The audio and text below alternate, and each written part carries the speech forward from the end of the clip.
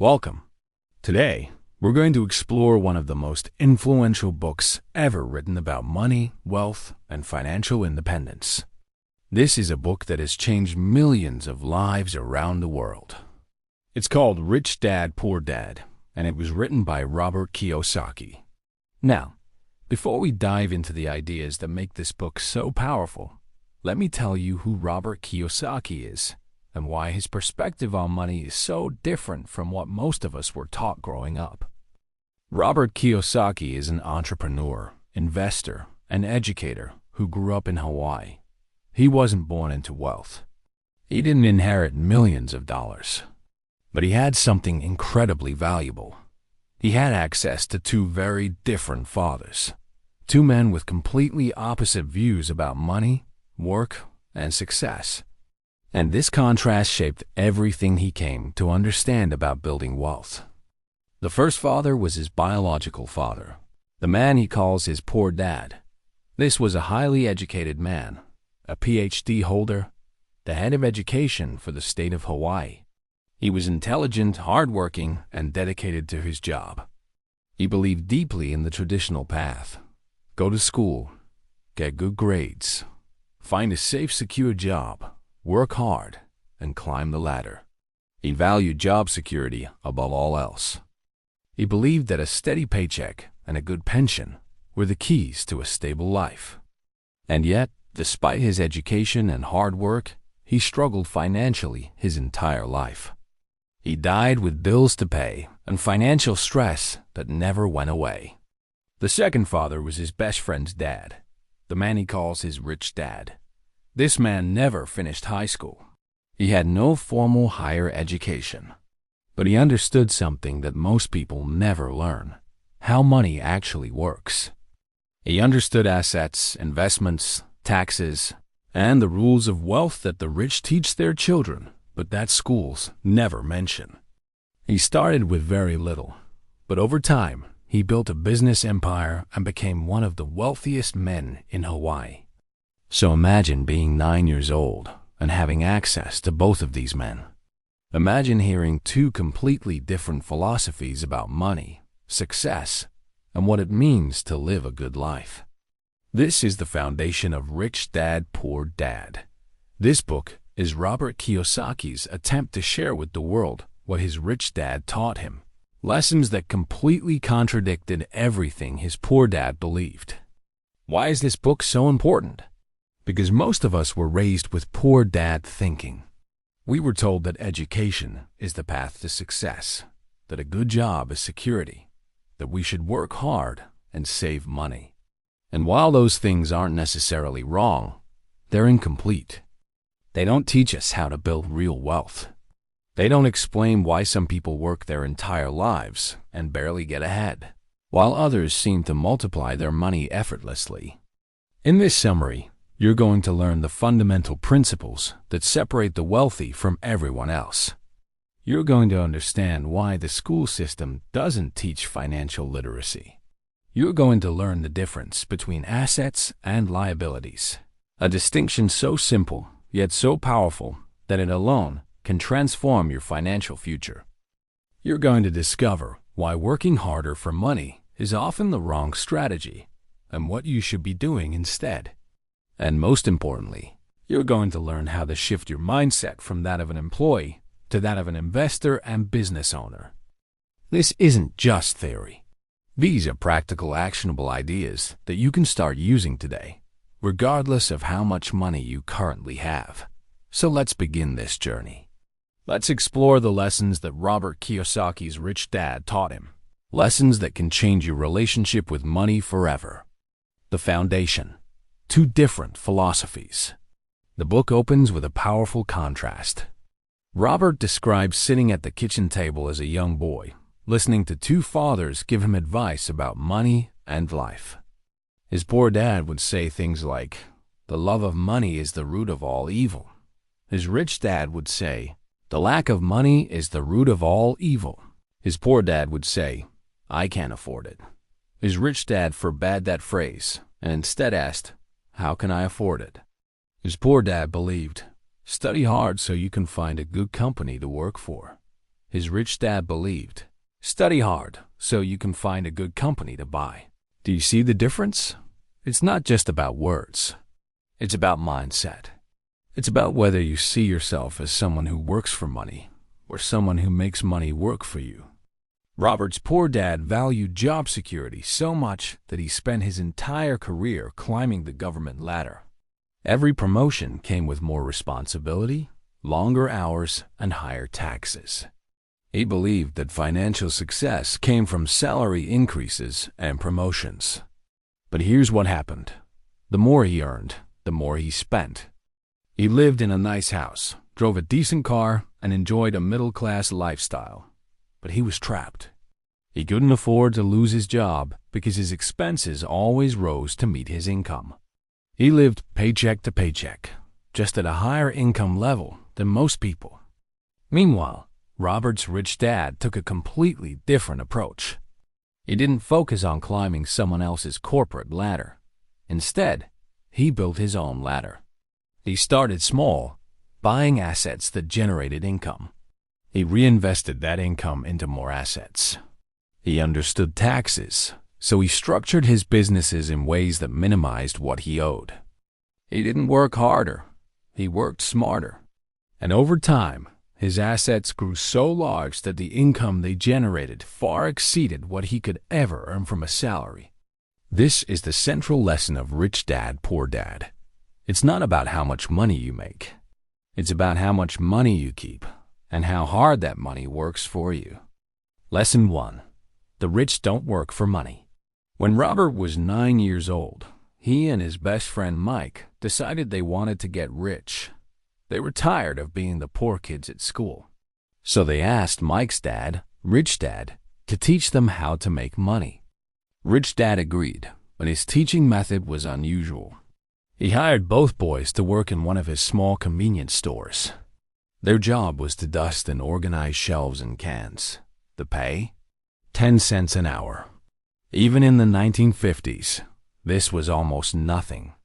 At first, Robert was excited. He was working and earning money, but after a few weeks, the excitement wore off. 10 cents an hour felt like exploitation. He was working hard, missing out on playing with friends, and barely earning anything. He felt angry and resentful. Finally, he confronted Rich Dad, demanding either a raise or he would quit. This is exactly what Rich Dad was waiting for. He sat Robert down and taught him the first major lesson. Most people work for money, and that's precisely why they never become rich. Think about it. When you work for money, you're trading your time for dollars. There are only so many hours in a day, which means there's a limit to how much you can earn.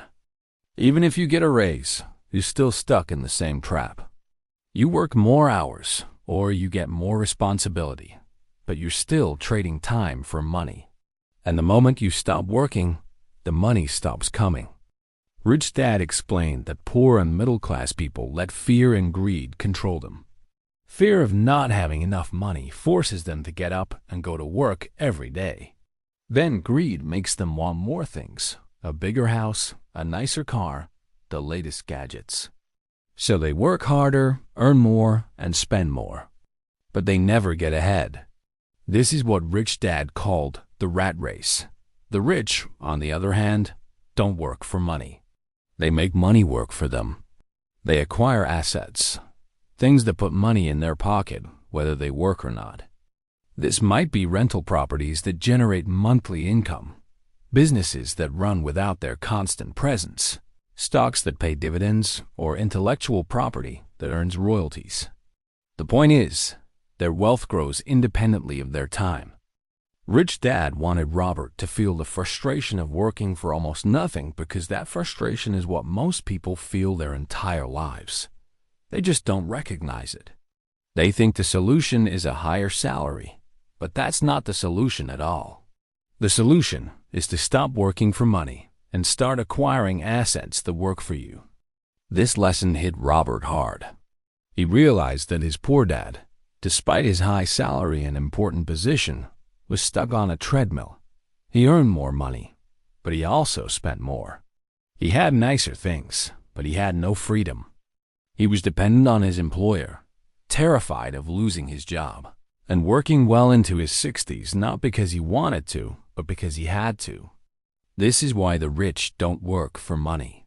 They understand that true wealth isn't measured by salary. It's measured by how long you can survive without working.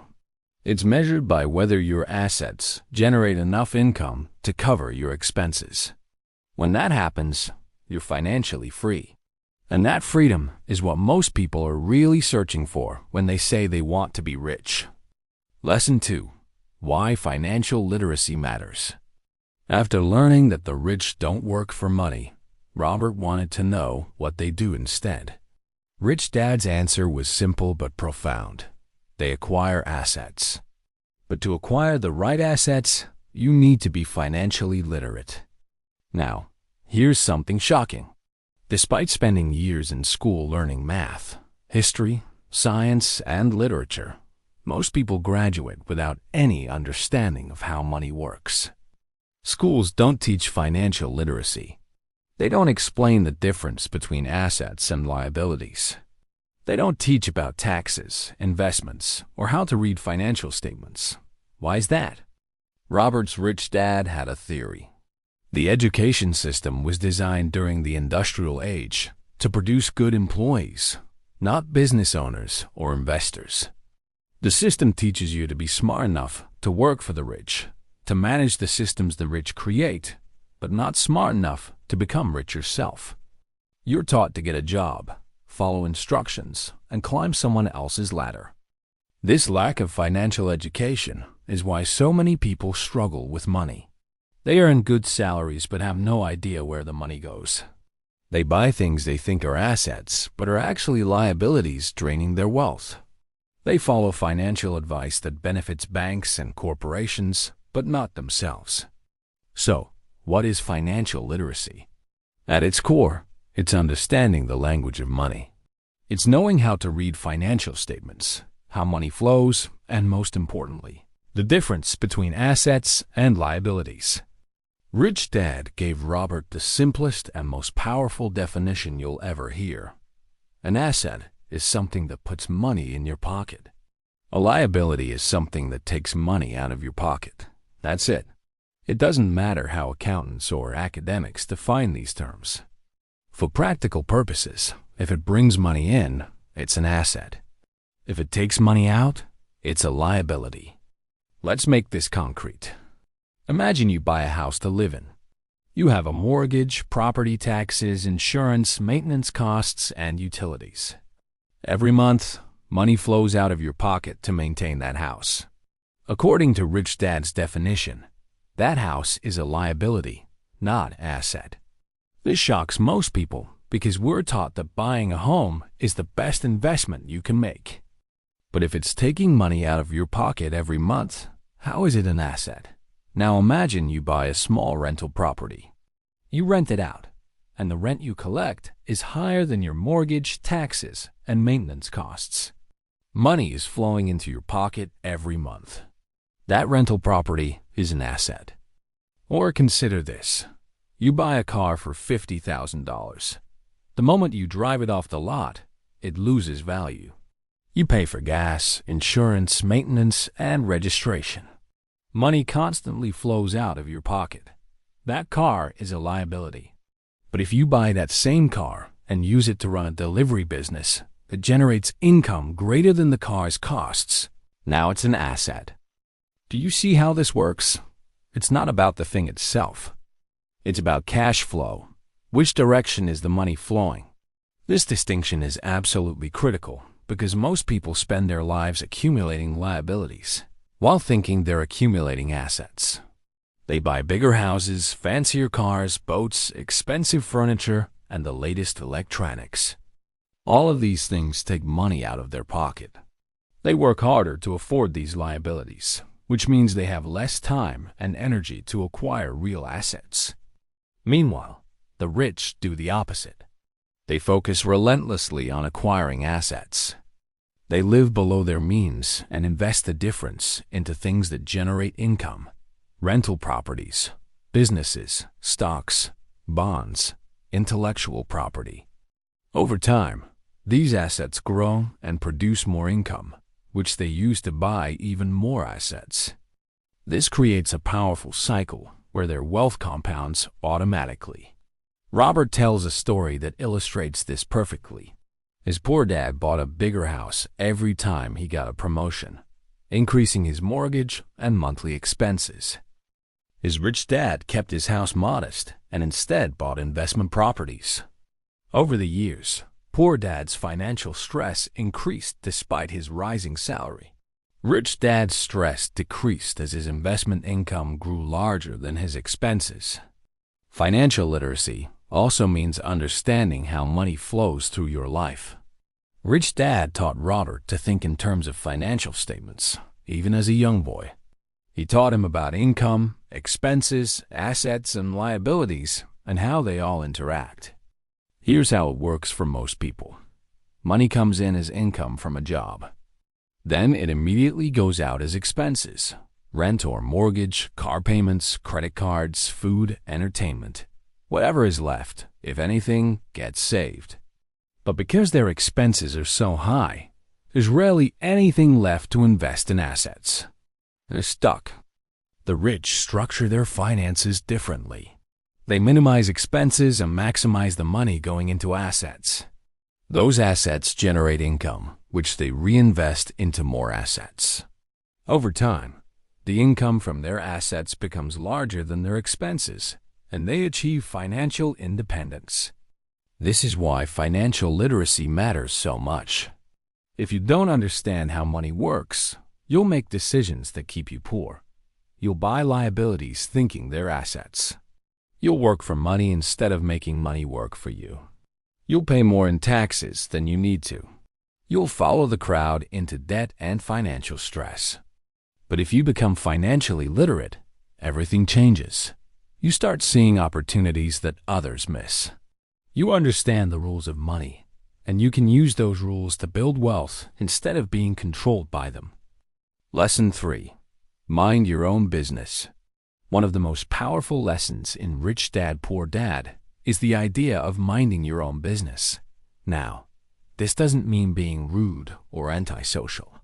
It means focusing on building your own asset column, not someone else's. Most people confuse their profession with their business. They say, "I'm a teacher," or "I'm an engineer," or "I'm a nurse." That's their profession, what they do for a living.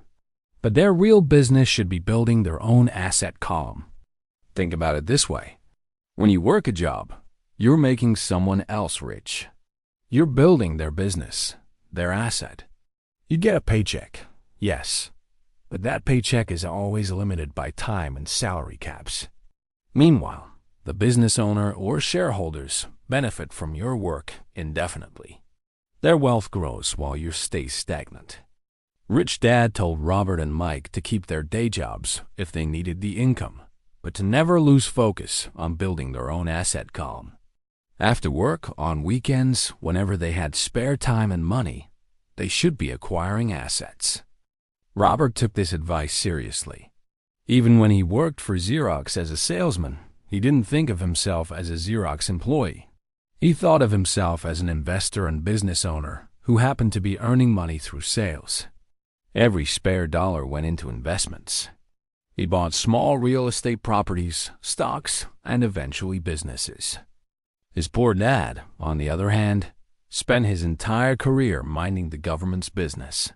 He worked hard, climbed the ranks, and made the education system better. That's admirable, but it didn't make him wealthy. He retired with a pension that barely covered his expenses, and when medical bills came, he struggled. The lesson here is clear. You can work for someone else to earn income, but you must also work for yourself to build wealth. Your job is not your security. Your assets are your security. This is especially important today when job security is increasingly rare. Companies downsize, industries change, and technology eliminates positions. If your only source of income is a job, you're vulnerable. But if you've been minding your own business and building assets, you have a foundation that can't be taken away. So what does minding your own business actually look like? It means living below your means and investing the difference. It means buying assets instead of liabilities. It means learning about investments, real estate, businesses, and how to make your money grow. It means treating your personal finances like a business, tracking income and expenses, minimizing waste, and maximizing returns. Robert gives a practical example. Instead of buying a new car with a big monthly payment, buy a used car with cash and invest the money you would have spent on car payments into assets. Over time, those assets will generate enough income to buy whatever car you want, and you'll still own the assets, generating income. Or instead of going into debt for an expensive vacation, save up and invest that money. Once your investments generate enough income, take a vacation paid for by your assets, not your labor. This requires discipline and delayed gratification, two things our consumer culture discourages. We're constantly bombarded with messages telling us to buy now, pay later, to enjoy life today and worry about tomorrow later. But this mindset keeps people poor. Rich Dad taught Robert that the rich understand delayed gratification. They're willing to sacrifice today for a better tomorrow. They build their asset column first, and then they enjoy the luxuries that those assets can afford. Poor and middle-class people do the opposite. They buy luxuries first, often on credit, and wonder why they never get ahead. Minding your own business is about taking control of your financial future. It's about recognizing that no one cares about your money as much as you do. Not your employer, not the government, not financial institutions. If you want to be financially secure, you have to build that security yourself through your own asset column. Lesson 4. The history of taxes and the power of corporations. This is one of the most eye-opening lessons in the book, and it explains why the tax system seems to work against employees and in favor of business owners and investors. Most people think taxes have always existed as they do today, but that's not true. In the United States, there was no permanent income tax until 1913. Before that, the government was funded primarily through tariffs and excise taxes. The income tax was introduced as a temporary measure to tax only the very rich, just the top few percent. But here's what happened. Once the government got the power to tax income, the tax expanded. First, it was only the rich. Then the middle class. Eventually, everyone. And the rates kept increasing to fund wars, programs, and government growth. Rich Dad explained to Robert that taxes are the government's way of redistributing wealth, but not in the way most people think. The original idea was to take from the rich and give to the poor. But in reality, the rich found ways to protect their wealth, and the burden of taxes fell on the middle class. How did the rich protect themselves? Through corporations and financial intelligence. Here's the critical difference. When you work as an employee, you earn money. The government taxes it, and then you live on what's left. The formula is earn, tax, spend. But when you own a business or corporation, the formula is earn, spend, tax. You earn money through your business. You spend on legitimate business expenses, and then you pay taxes on what's left. This is a huge advantage. Business owners can deduct expenses like office space, equipment, vehicles, travel, meals with clients, education, and much more before taxes are calculated. Employees can't. Employees pay taxes on their gross income and then try to live on what's left after taxes and expenses. Rich Dad also taught Robert about the power of corporations as a legal structure. When you own a corporation, the corporation owns the assets, not you personally. This provides liability protection. If something goes wrong, the corporation can be sued, but your personal assets are protected. Additionally, corporations offer tax advantages. Corporate tax rates can be lower than personal income tax rates, especially when you factor in deductions. Wealthy individuals often own multiple corporations and use sophisticated legal strategies to minimize taxes. Now, Robert is careful to emphasize that he's not suggesting doing anything illegal. Tax avoidance, using legal strategies to minimize taxes, is smart. Tax evasion, illegally hiding income or lying to the government, is criminal and stupid. The rich use tax avoidance strategies that are completely legal and have been written into the tax code, often by the rich themselves through lobbying and political influence. This is another reason why financial literacy matters. If you understand the tax code and corporate structures, you can legally reduce your tax burden. If you don't, you'll pay more than you need to. Robert also points out that employees face the highest tax rates. Not only do they pay income tax, but they also pay Social Security, Medicare, and other payroll taxes.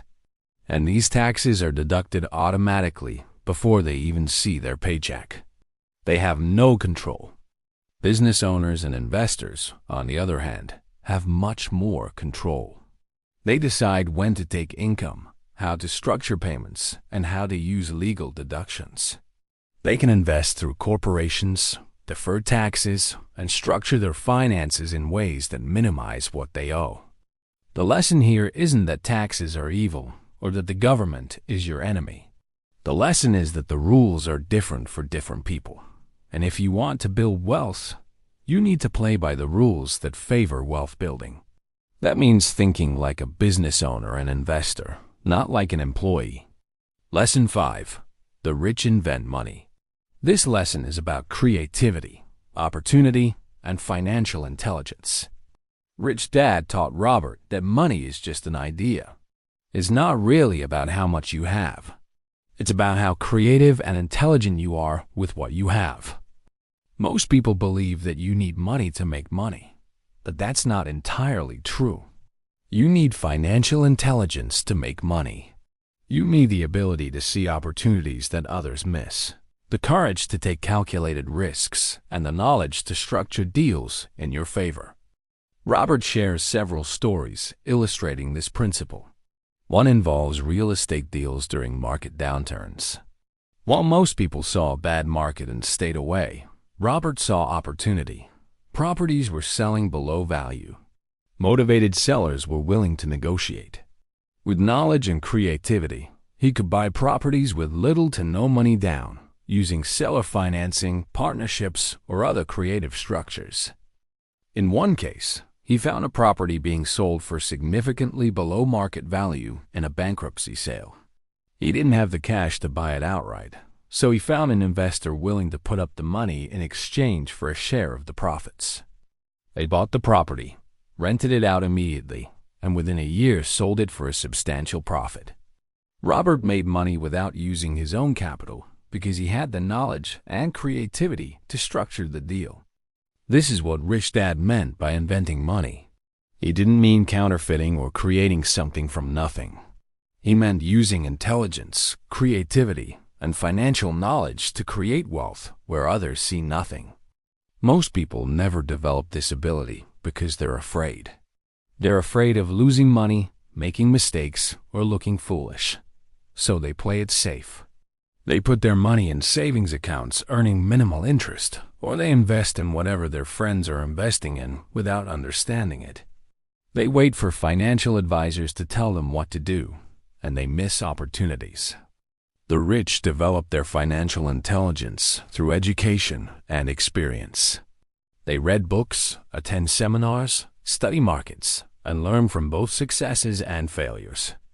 They understand that the best investments are not found in the stock market listings or real estate ads. The best investments are created through knowledge and creativity. Rich Dad also taught Robert that there are two kinds of investors. The first type buys packaged investments, mutual funds, stocks, bonds, things that financial institutions create and sell. This is fine, but the returns are average, and you're competing with millions of other people for the same opportunities. The second type of investor creates investments. They assemble deals, find undervalued assets, negotiate terms, and structure transactions in ways that maximize returns. This requires much more knowledge and skill, but the rewards are far greater. For example, instead of buying a rental property listed for sale at market price, a sophisticated investor might find a homeowner in financial distress, offer to buy the property directly for less than market value with favorable terms, fix it up, rent it out, and refinance to pull their money back out. They've created an asset that generates cash flow with little to none of their own money permanently invested. Or consider business creation. Instead of investing in someone else's business through the stock market, they create their own business or buy existing businesses and improve them. They see problems as opportunities, and they use their knowledge to solve those problems in profitable ways. The point is, financial intelligence expands your possibilities.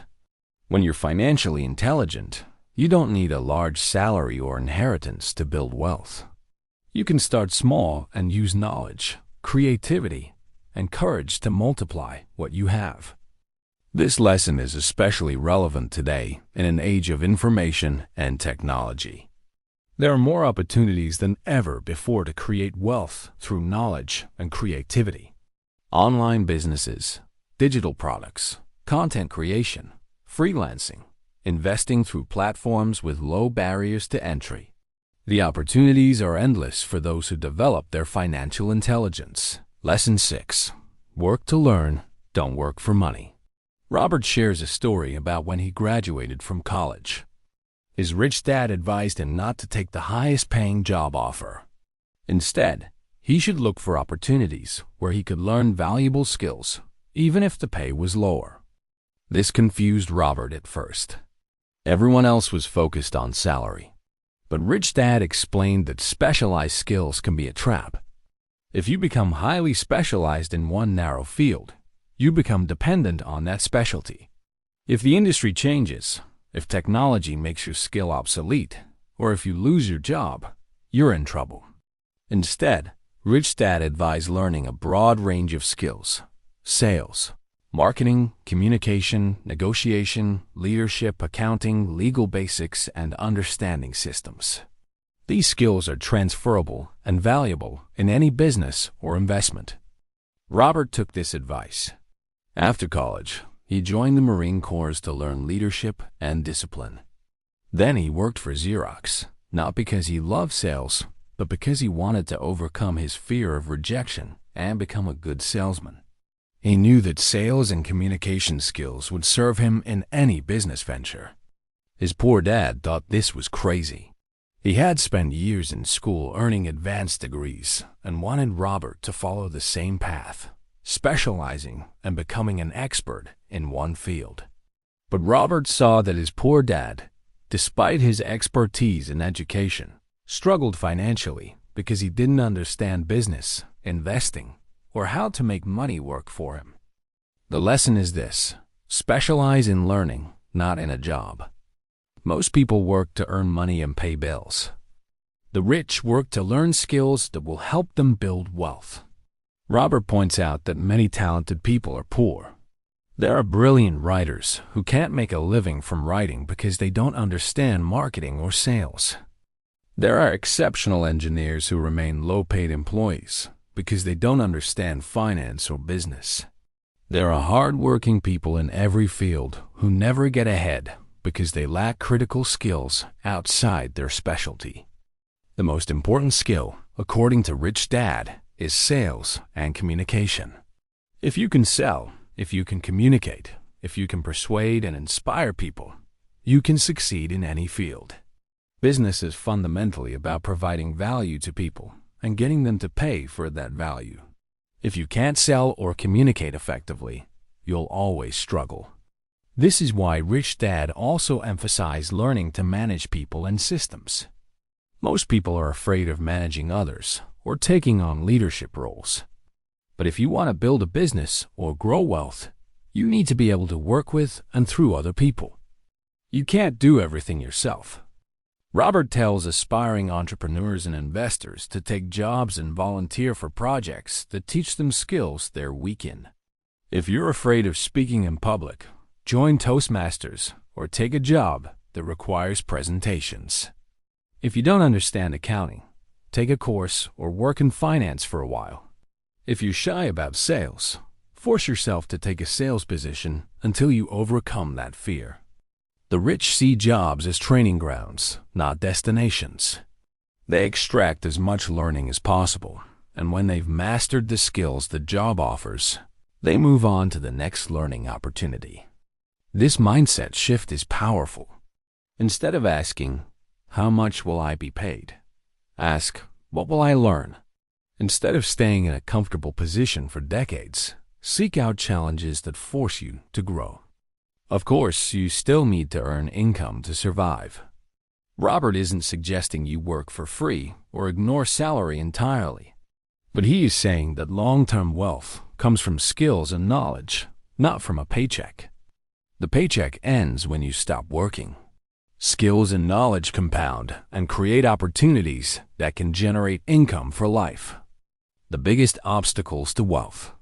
After teaching Robert the core principles of building wealth, Rich Dad addressed the emotional and psychological barriers that keep people from achieving financial success. He identified 5 main obstacles: fear, cynicism, laziness, bad habits, and arrogance. Let's talk about fear first. The fear of losing money is powerful. Most people are so afraid of losing that they never take any financial risks. They keep their money in savings accounts, earning almost nothing because it feels safe. They avoid investing in stocks, real estate, or businesses because they might lose money. But Rich Dad taught Robert that everyone loses money sometimes. Even the best investors have losses. The difference is that the rich don't let fear paralyze them. They learn to manage risk, educate themselves, and take calculated chances. They understand that avoiding risk entirely is actually the riskiest strategy of all because it guarantees you'll never build real wealth. Rich Dad said that failure is part of the learning process.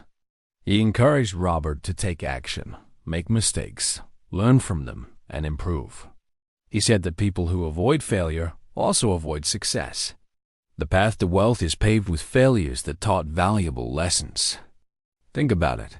If you never invest because you're afraid of losing money, you guarantee that you'll never earn significant returns. Inflation will erode the value of your cash savings. You'll work your whole life and have little to show for it. That's the real risk.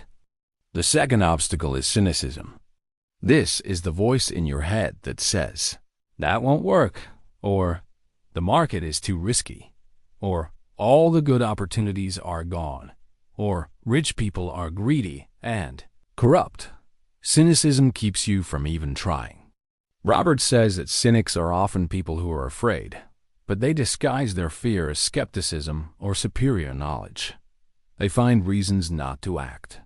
They point to others who failed and say, "See, I told you so." But they never succeed themselves because they never try. Rich Dad taught Robert to ignore the cynics and doubters, including the doubting voice in his own head. He taught him to analyze opportunities carefully, but to always look for reasons why something could work, not just reasons why it won't. The third obstacle is laziness, which might surprise you. Most people don't think of themselves as lazy. They work hard at their jobs, take care of their families, and stay busy. But Rich Dad had a different definition of laziness. He called it being busy. Many people stay busy with work, errands, family obligations, and distractions to avoid confronting their financial situation. They say, "I'm too busy to learn about investing," or "I don't have time to start a side business," or "I'll deal with my finances later." This is lazy thinking disguised as busyness. True financial responsibility means making time to educate yourself, to review your finances, to look for opportunities, and to take action. It means prioritizing your financial future, even when it's uncomfortable or requires effort. Rich Dad told Robert that guilt is often behind this kind of laziness. People feel guilty spending time or money on themselves instead of their family or job. But investing in your financial education and building assets is one of the best things you can do for your family. It's not selfish. It's responsible. The fourth obstacle is bad habits. Rich Dad said that our lives are a reflection of our habits. Poor people have poor habits. Rich people have rich habits. The most critical habit is paying yourself first. Most people pay everyone else first. The mortgage company, the credit card companies, the utilities, and if anything is left over, they save or invest it. But there's rarely anything left. Rich Dad taught Robert to reverse this. Pay yourself first. Put money into investments and assets before paying bills. This creates pressure to find ways to earn more or manage expenses better, and it forces you to prioritize wealth building. Another bad habit is mindlessly spending money on liabilities. That daily expensive coffee, the subscription services you don't use, the impulse purchases, the keeping up with the neighbor's spending. These small expenses add up and drain wealth. Rich people develop the habit of analyzing every expense and asking, is this bringing me closer to financial freedom or further away? They develop discipline and delayed gratification. The fifth obstacle is arrogance. Rich Dad defined arrogance as ignorance plus ego. It's when you don't know something, but you're too proud to admit it or learn about it. Many people lose money because they invest in things they don't understand. They hear a hot stock tip at a party and invest without doing research. They buy real estate in an area they've never visited. They start a business in an industry they know nothing about. When things go wrong, they blame the market, bad luck, or other people. They never admit that they simply didn't know what they were doing. Rich Dad said that when you know you don't know something, that's the beginning of wisdom. The smart thing to do is find someone who knows what they're doing. Learn from them or hire them. Don't let ego prevent you from seeking help, education, or advice. These 5 obstacles are what keep most people from building wealth, even when they have the knowledge and opportunity. Overcoming them requires self-awareness, courage, discipline, and humility. Getting started. Practical steps. After explaining the principles and obstacles, Robert addresses the practical question everyone asks. Okay, I understand the concepts, but what do I actually do? How do I start? Rich Dad's answer came down to 10 steps, a roadmap for building wealth even if you're starting with little money. Step 1. Find a reason greater than reality. This means having a powerful purpose that motivates you. Making money for its own sake isn't enough. What do you really want? Freedom to spend time with family? The ability to travel? To never worry about bills? To build something meaningful? To leave a legacy? Get clear on your deep motivations, because building wealth requires discipline and sacrifice, and you need a strong reason to keep going when it's difficult.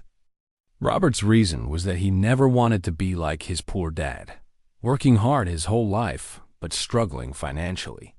He wanted freedom and control over his time. That vision kept him focused. Step 2. Choose daily. Every day, you choose what to do with your time and money. Rich Dad called this the power of choice. You can choose to invest in your education or watch television. You can choose to save and invest or spend on luxuries. You can choose to take risks or play it safe. These daily choices compound over time into either wealth or financial struggle. Most people give up their power of choice. They blame their circumstances, their boss, the economy, the government, or bad luck. But Rich Dad taught Robert that you always have choices, even when options are limited. Choose wisely every day. Step 3. Choose friends carefully. Rich Dad advised Robert to be careful about who he spent time with.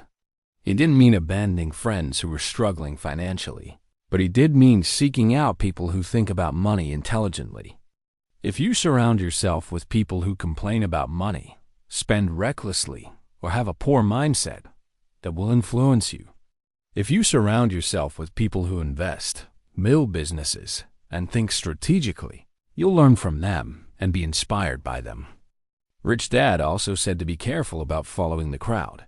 When everyone is buying, it might be time to sell. When everyone is panicking, it might be time to buy. Think independently. Step 4. Master a formula and then learn a new one. This means becoming competent in one investment or business strategy and then expanding your knowledge. For example, Robert started with small real estate deals.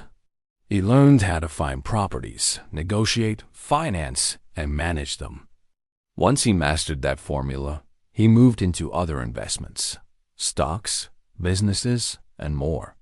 Each new area required learning, but the principles of financial intelligence applied across all of them. The mistake many people make is constantly jumping from one thing to another without ever mastering anything. They hear about someone making money in real estate, so they dabble. Then they hear about cryptocurrency and jump to that. They never become competent in any strategy. Step 5. Pay yourself first. We touched on this earlier, but it's worth emphasizing. When you get paid, immediately put money into investments before paying bills. This forces discipline and prioritizes wealth building. Rich Dad acknowledged that this can create pressure. If you invest money first, you might be short on bill payments. Good. That pressure motivates you to find additional income, to be creative, to work harder. Poor people pay bills first and never invest. Rich people invest first and find ways to pay bills. Step 6. Pay your advisors well. This might seem counterintuitive, but Rich Dad taught Robert that good advice is worth paying for. A skilled accountant, lawyer, financial advisor, or real estate agent can save you far more money than they cost. Many people are penny-wise and pound-foolish. They try to save money by doing everything themselves or hiring the cheapest professionals. Then they make expensive mistakes or miss opportunities. The rich hire the best people they can afford and listen to their advice. However, Rich Dad also warned to make sure your advisors actually know what they're doing and have your best interests at heart. Many financial advisors make money from commissions and fees, not from your success. Be discerning. Step 7. Be an Indian giver. This is an old-fashioned term that Rich Dad used to mean recovering your initial investment quickly. The idea is to invest in an asset and then pull your initial capital back out while keeping the asset. For example, buy a rental property with a loan. Rent it out so the tenants pay the mortgage, and once you've built equity, refinance and pull your down payment back out. Now you have the property producing income, and you've recovered your initial investment to use again. This is how the rich multiply their money. Step 8. Use assets to buy luxuries. This is about delayed gratification and smart use of cash flow. Instead of working hard to buy a luxury item, build assets that generate enough income to buy that item. For example, instead of buying a new car with your salary, invest money into assets until those assets generate enough monthly income to cover the car payment. Then buy the car. Now the car is paid for by your assets, and you still own the income-producing assets. This flips the normal pattern. Most people buy luxuries first, and then try to pay for them with their labor. The rich buy assets first, and then use the income from those assets to buy luxuries. Step 9. Choose heroes. Find people who have achieved what you want to achieve and learn from them. Read their books, study their strategies, and model their behavior. Rich Dad told Robert to find investing heroes and business heroes. When Robert was learning about stocks, he studied Warren Buffett. When learning real estate, he studied successful local investors. Having heroes makes the path clearer and provides inspiration. Step 10. Teach and you shall receive.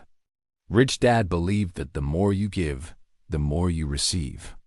If you want to learn about money, teach others about money. If you want more wealth, help others build wealth. This principle works because teaching forces you to clarify your own understanding. It also creates goodwill and connections. Many of Robert's best opportunities came from people he had helped or taught. These 10 steps are practical and actionable. They don't require a lot of money to start. They require mindset, discipline, and commitment. Taking action, overcoming the I can't afford it mindset. One of the most powerful shifts Robert learned from Rich Dad was the difference between saying, I can't afford it, and asking, how can I afford it? His poor dad frequently said, I can't afford it. This statement shut down thinking. It was a final answer that led nowhere. His rich dad forbade that phrase. Instead, he insisted on asking, how can I afford it? This question opened up possibilities.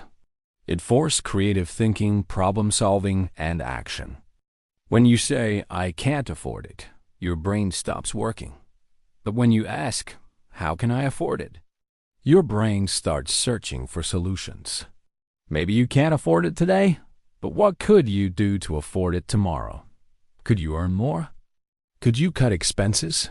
Could you structure a deal differently? Could you find partners? Could you learn a new skill?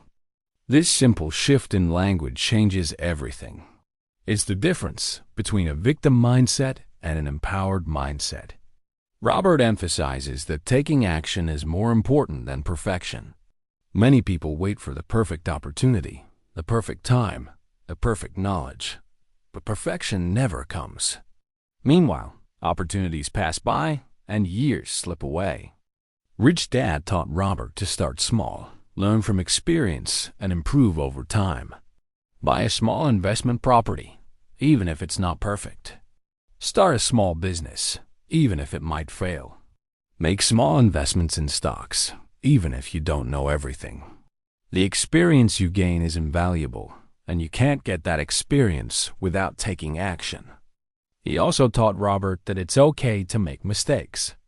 In fact, mistakes aren't necessary. Every successful investor and entrepreneur has made mistakes, often many of them. The key is to learn from mistakes and not repeat them. Fear of making mistakes keeps more people poor than anything else. They're paralyzed by the possibility of failure, so they never try. They stay in jobs they hate, avoid investments, and play it safe. And playing it safe guarantees mediocrity. Rich Dad said that taking action despite fear is what separates the rich from everyone else. Feel the fear, acknowledge it, and then act anyway. Start small if you need to, but start. The ultimate message: financial education is your greatest asset. As we come to the end of this journey through Rich Dad, Poor Dad, the ultimate message becomes clear. Your greatest asset is not money. It's not a job. It's not even a particular investment. Your greatest asset is your mind and what you put into it. Financial education is the foundation of wealth. Everything else, assets, income, opportunities, flows from knowledge and mindset. Robert Kiyosaki spent his childhood learning from two fathers with radically different views on money. One was highly educated in the traditional sense, but financially illiterate. The other lacked formal education, but understood money deeply. The difference in their financial outcomes was dramatic. This book is Robert's way of sharing Rich Dad's wisdom with the world. He wants people to understand that they don't have to stay trapped in the rat race. They don't have to work their whole lives and struggle financially. There is another way. That way requires education, not the kind of education schools provide, but real financial education. It requires learning the language of money, understanding assets and liabilities, knowing how taxes work, developing financial intelligence, and building the skills needed to create and manage wealth. It also requires a mindset shift. From employee to investor, from working for money to making money work for you, from avoiding risk to managing risk intelligently, from consuming to building, from short-term thinking to long-term vision. Robert acknowledges that this path is not easy. It requires discipline, courage, and often going against what society tells you to do. Society says go to school, get a good job, work hard, save money, and retire at 65. But that path leads to financial stress for most people. The path Rich Dad taught requires thinking differently. It requires questioning assumptions. It requires taking responsibility for your financial future instead of depending on an employer or the government. But the rewards are worth it. Financial freedom, the ability to live life on your terms, time with family, pursuing passions, not worrying about bills, leaving a legacy. These things are possible, but they require financial education and action. Key takeaways. Let's distill the most important lessons from Rich Dad, Poor Dad into clear, memorable takeaways that you can start applying today. First, understand the fundamental difference between assets and liabilities.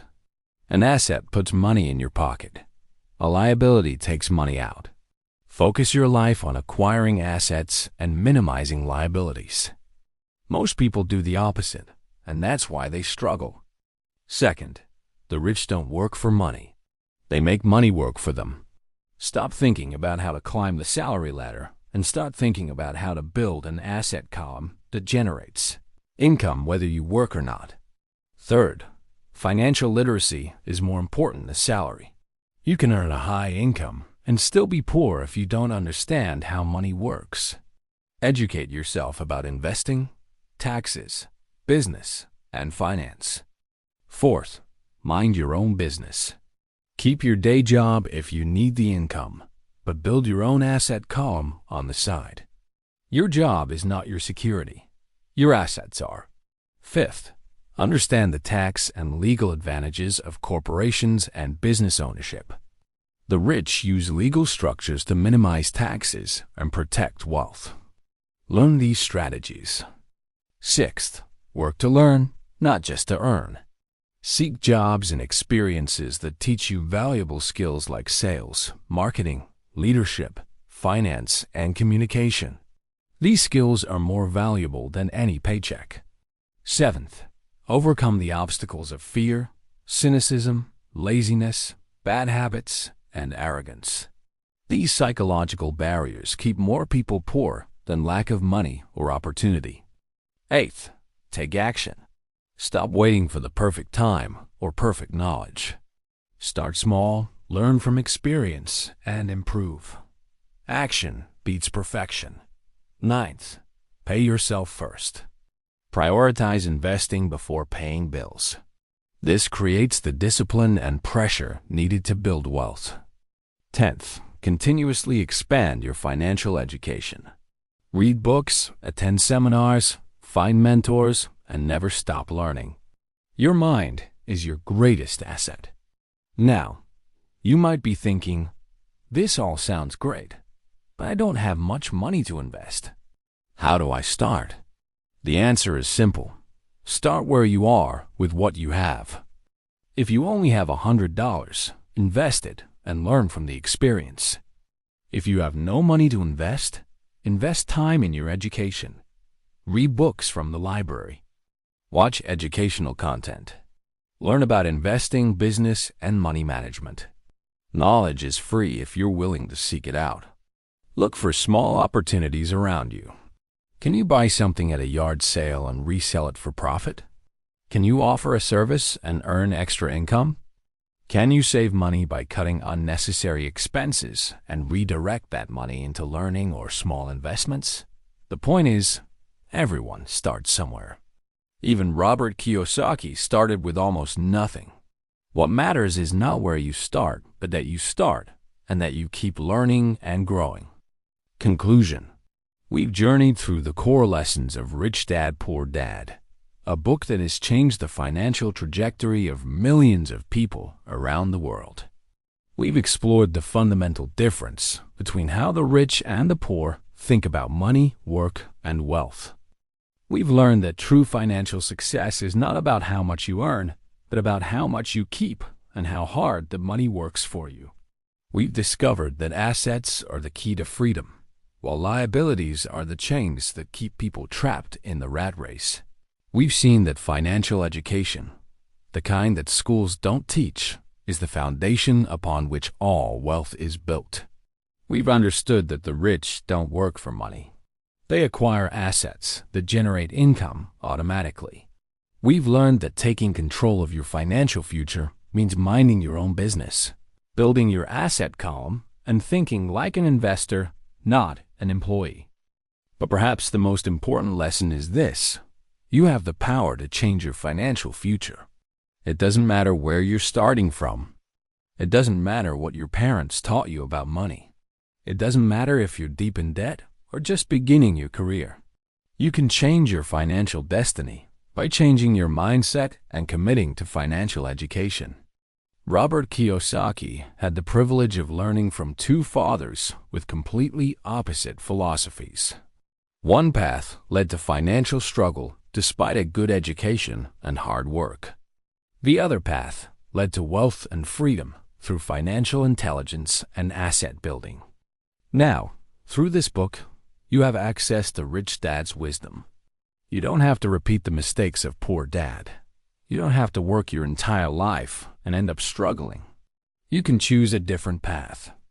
That path begins with a decision to educate yourself financially, a decision to question the conventional wisdom that says a job is security, a decision to start building assets, no matter how small, a decision to overcome fear and take action, a decision to think long-term and delay gratification, a decision to become financially literate. This decision will not make you rich overnight. Building wealth is a process, sometimes a long one. There will be setbacks, mistakes, and challenges. But every step you take toward financial intelligence and asset building is a step toward freedom. Imagine a future where money is not a source of stress, but a tool you control. Imagine waking up knowing that your assets are generating income whether you go to work or not. Imagine making decisions based on what you want to do, not on what you can afford. Imagine the freedom to spend time with people you love, to pursue passions, to travel, to give generously, to live without financial fear. This future is not reserved for a lucky few. It's available to anyone willing to learn, to change their mindset, and to take action. The question is, will you choose that future? Rich Dad taught Robert that the greatest gift you can give yourself is financial education. The greatest gift you can give your children is teaching them about money. The greatest gift you can give the world is becoming financially free so you can contribute from a place of abundance rather than scarcity. So here's my challenge to you. Don't just listen to this summary and move on with your life unchanged. Take action. Pick one lesson from this book and implement it this week. Maybe it's reading a book on investing. Maybe it's analyzing your expenses and cutting one liability. Maybe it's researching your first small investment. Maybe it's having a conversation with your family about money. Whatever it is, do something. Then next week, do something else. And the week after that, keep going. Small actions compound over time into massive results. That's how wealth is built. That's how lives are changed. Remember, your current financial situation is not your final destination. It's just your starting point. Where you go from here is entirely up to you. The world needs more people who are financially free, who understand money, who can build wealth and use it to make a positive impact. The world needs people who break the cycle of financial struggle and teach the next generation to think differently. You can be one of those people. The knowledge is available. The opportunities are out there. The only question is whether you'll commit to the journey. Thank you for taking the time to explore these ideas with me. I hope this summary of Rich Dad, Poor Dad has opened your eyes to new possibilities and inspired you to take control of your financial future. The lessons in this book are timeless and powerful, but they're only valuable if you apply them. So go out there and start building your asset column. Educate yourself. Take action. Think differently. And most importantly, never stop learning. Your financial freedom is waiting. Go claim it.